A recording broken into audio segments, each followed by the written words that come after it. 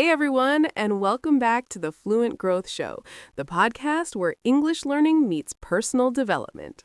If you're here to improve your English and become a better version of yourself, you're in exactly the right place. We're really glad you're listening today.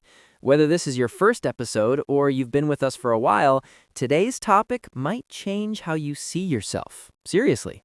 Leo, let me ask you something. Have you ever decided, okay, this is it, I'm changing, but somehow you end up doing the exact same things again? Oh, 100%.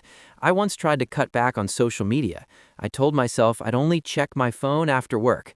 Next thing I knew, I was scrolling before I even realized I'd unlocked my screen. That's so relatable. For me, it's delaying important tasks. I wake up motivated, then suddenly I'm organizing random things instead of doing the one thing that actually matters. Here's the interesting part, though. There's a reason this keeps happening, and it's not because you're lazy or disciplined. Okay, now I'm curious. Real change doesn't start with goals. It starts with identity, who you believe you are.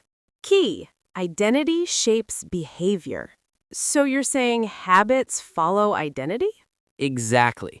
If you think of yourself as someone who always procrastinates, your brain tries to stay consistent with that story, even when you don't want it to. Wow, that hits a little too close to home. And this is huge for English learners, too. If you constantly tell yourself, I'm bad at English, you'll naturally avoid speaking, making mistakes, or challenging yourself. So the problem isn't ability, it's the label we give ourselves. Bingo. Your brain believes what you repeat. I read somewhere that our brains change based on repeated thoughts. So if I keep saying, I only work well under pressure, my brain starts treating that like a fact. That's exactly how it works. Your mind hears a thought often enough and goes, all right, this must be true. So I accidentally trained myself to delay things? Pretty much. But the good news, you can retrain your brain just as easily. Visualizing your future self. So where do we start? Start by clearly imagining the person you want to become, not just what you want to do, but who you want to be. I usually focus on tasks, not identity. That's common. Instead of saying, I need to stop procrastinating, picture yourself as someone who takes action quickly. What does your day look like? How do you feel? That actually makes it feel more real. Same thing with English. Don't just say, I want better English. Picture yourself speaking confidently, understanding conversations, and expressing ideas clearly. Letting go of old stories. But old habits don't disappear overnight. True, and that's because we hold on to old stories. They're familiar, even if they don't help us.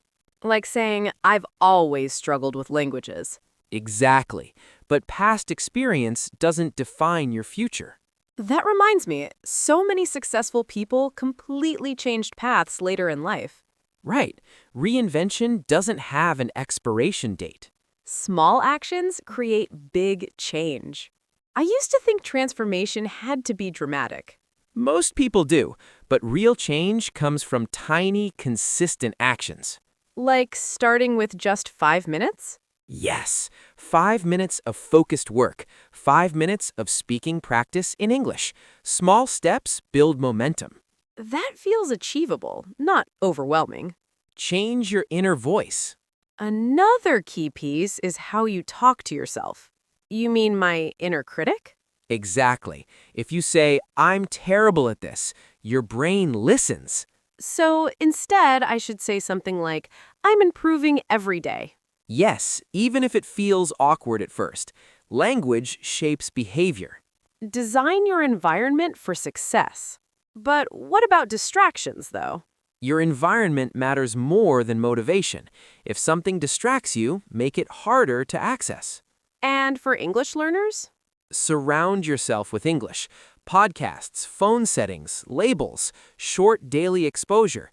Make English part of your normal life. Reinvention is a daily choice. So reinvention isn't a single moment? Nope, it's a series of small decisions made every day. That actually makes it feel doable. And sustainable. X check, commitment and call to action. All right, time to commit. Exactly. Decide who you are becoming, then prove it with action. If you're listening right now, choose one small step you'll take today. Say it out loud, write it down. And to help you even more, don't forget to download our free episode guide. It includes key ideas, practice questions, and exercises. Plus, stay tuned for today's vocabulary breakdown, or we'll review useful intermediate level words from this episode. Closing. Thanks for spending time with us today. Keep learning, keep growing, and keep showing up, even in small ways. See you in the next episode.